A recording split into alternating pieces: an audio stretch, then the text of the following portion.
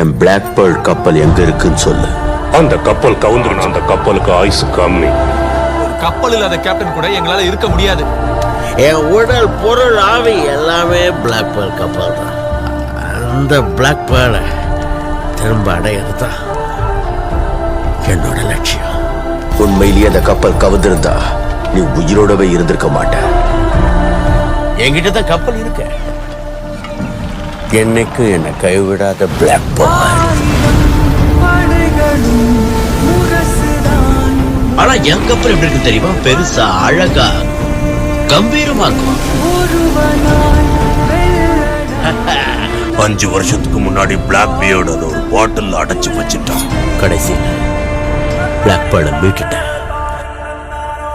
Black pearl தான் இந்த Caribbean கடல் பகுதியில் இருக்கிற பயங்கரமான கொள்ளை கப்பல்.